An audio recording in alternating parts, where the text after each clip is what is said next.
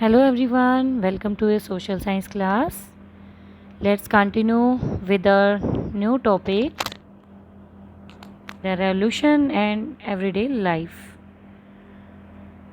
What was revolution? Revolutionary government passed laws that would translate the ideas of liberty and equality into everyday practice. People transformed the clothes people wore and the language they spoke and books they read. यानी कि जो वहाँ के लोग थे, revolutionary government ने बहुत सारे लॉज पास किए जिससे इक्वलिटी और लिबर्टी लोगों को देखने को मिली और सबको समानता और स्वतंत्रता दिखाई देने लगी और लोगों ने अपने मनमाने ढंग से क्लोथ्स पहनने शुरू किए और अपने मनमाने ढंग से उन्होंने लैंग्वेज यूज़ करने स्टार्ट की और बुक्स भी वो रीड कर सकते थे. Next point, censorship was abolished on that period. With the abolition of censorship in 1789, the Declaration of Rights of Man and Citizens in 1791, freedom of speech became the natural right, and this led to the growth of newspapers, books, pamphlets and printed pictures. On that time, dear students, censorship को abolish कर दिया गया. Censorship के according कोई भी Napoleon के against कोई भी लिख नहीं सकता था, उसके अगेंस्ट कोई स्पीच नहीं दे सकता था, उसके अगेंस्ट कोई न्यूज़पेपर में प्रिंट नहीं कर सकता था. सो डियर स्टूडेंट्स, इसी सेंसरशिप को अबोलिश कर दिया गया. After that various laws were passed, बहुत सारे लॉज पास किए गए जिसके अंदर लोगों को बहुत सारी फ्रीडम मिली, लोगों को राइट्स मिले और लोगों ने अपने ढंग से जीना शुरू किया. Freedom of speech and expression, लोगों को बोलने के अधिकार मिले, अपने आइडियाज़ एक्सप्रेस करने के उनको फ्रीडम मिली. आफ्टर 1789, जैसे ही फ्रेंच रेवोल्यूशन हुई थी, plays songs and festive attracted educated people. अब जो लोग पढ़े लिखे थे, बहुत सारे सॉन्ग गाए जाते थे, फेस्टिवल्स और बहुत सारे प्ले किए जाते थे जिनको एजुकेटेड लोगों ने देखा, वो लोग अट्रैक्ट हुए और उनके आइडियाज़ को समझने की उन्होंने कोशिश की, जिससे कि क्या एनहेंस हुआ, उससे वहाँ फ्रीडम और लिबर्टी और वहाँ पर इक्वलिटी को बहुत ज़्यादा बढ़ावा मिला और फ्रीडम, इक्वलिटी और जस्टिस, लिबर्टी सारे आइडियाज़ लोगों के माइंड में आए. After that students, Napoleon Bonaparte, जिसने अपने आप को क्राउन पहनाया, यानी कि वो वहाँ का राजा बना, वहाँ का लीडर बना 1804 में. आप देख सकते हो, he crowned himself in 1804 in France. Next, students, he adopted the policy of conquest and creating new kingdom. अब बहुत सारी उन्होंने क्या किया, सभी राज्यों को उन्होंने जीतना शुरू किया, बहुत सारी कंट्रीज़ को उन्होंने हरा दिया और अपने राज्य में उन्होंने शामिल किया और नए नए राज्य बनाने शुरू कर दिए, अपने किंगडम को उन्होंने बढ़ाया और क्रिएट किया. Next, he has seen moderniser and liberator. Dear students, वो एक मॉडर्नाइज़र यानी कि उसने बहुत सारी वहाँ पर नई नई नीतियाँ लागू की और लिबरेटर के नाम से, यानी कि उसने लोगों को लिबर्टी तो दी बट पूरी तरह से नहीं दी. स्टार्टिंग में लोगों को लगता था नेपोलियन बोनापार्ट उनका एक सही राजा है, सही उनका शासक है जिसने उनको लिबर्टी दिलवाई थी, बट ये लिबर्टी कुछ समय के लिए थी, ये सिर्फ देखने के लिए थी.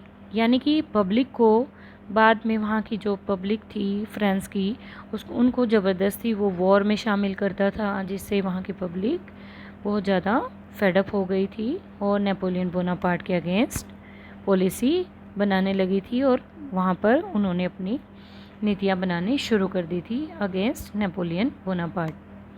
अब नेपोलियन बोनापार्ट ने बहुत सारे वहाँ पर लॉज बनाए he introduce laws like protection of private property. अब लोगों ने प्राइवेट प्रॉपर्टी बना रखी थी, अमीर बहुत ज़्यादा अमीर थे और गरीब बहुत ज़्यादा गरीब थे, यानी कि पुअर लोगों को वहाँ पर ब्रेड के लिए भी उनके पास कुछ नहीं होता था ब्रेड ख़रीदने के लिए, और जो रिच पर्सन थे उनके पास बहुत ज़्यादा प्रॉपर्टी थी।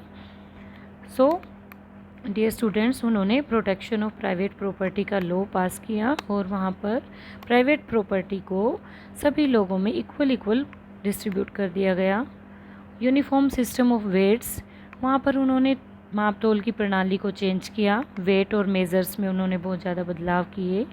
डेसिमल्स वहाँ पर लेके आए और वहाँ पर उन्होंने वेट और मेज़र्स में चेंजेस लेके आए, जिससे लोगों को उस पर फेथ हो गया, बिलीव करने लगे लोग कि ये हमारे लिए अच्छा है, but that was not for them good. And next students, Napoleon Bonaparte defeated in 1815 at Waterloo. Waterloo के वार में नेपोलियन बोनापार्ट हार गया और वो युद्ध को छोड़कर वहाँ से भाग गया। And his measures were followed long after. तो उनकी जो मेजर्स थी, यानी कि जो उन्होंने पॉलिसी अपनाई थी, वो बहुत समय बाद लागू की गई, लोगों ने उसको अडॉप्ट किया, क्योंकि वो जो पॉलिसी उन्होंने अपनाई थी कुछ हद तक वहाँ की पॉपुलेशन के लिए, वहाँ की जनता के लिए अच्छी थी। और वहाँ पर आर्ट फ्लोरिश हुई, पेंटिंग, सॉन्ग्स, फेस्टिव्स, तो इस तरह से बहुत सारी चीज़ें आई, लोगों के आइडियाज़ बदले, लिबर्टी, इक्वलिटी और जस्टिस के लिए लोगों ने, जो कॉमन मैन थे वहाँ के, उन्होंने रीड करना शुरू कर दिया, राइट करना शुरू कर दिया, और नेपोलियन बोनापार्ट को आखिर में वहाँ से वो 1815 में वाटरलू में वो हार गया था। So dear students, next point है हमारा लीगेसी ऑफ फ्रेंच रेवोल्यूशन। अब विरासत में जो फ्रेंच रेवोल्यूशन ने क्या दिया, वहाँ की जनता को क्या दिया था। By French revolution like liberty and democratic rights were widely popular to Europe, यानी कि पूरी यूरोपियन कंट्रीज़ में जो फ्रेंच रेवोल्यूशन का आइडिया था, फ्रेंच रेवोल्यूशन वहाँ पर आई थी। अब वहाँ सभी देशों में लिबर्टी नहीं थी, जहाँ जहाँ लिबर्टी नहीं थी वहाँ पर क्या था, मोनार्की सिस्टम था।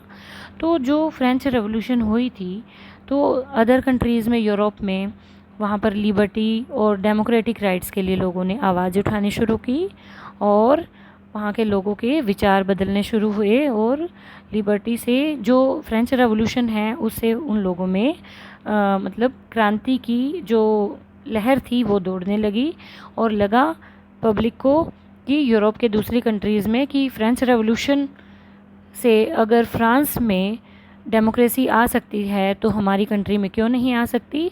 सो डियर स्टूडेंट्स, उनके माइंड में लिबर्टी और डेमोक्रेटिक राइट्स के आइडियाज़ आने लगे। Colonies got influence by the idea of freedom.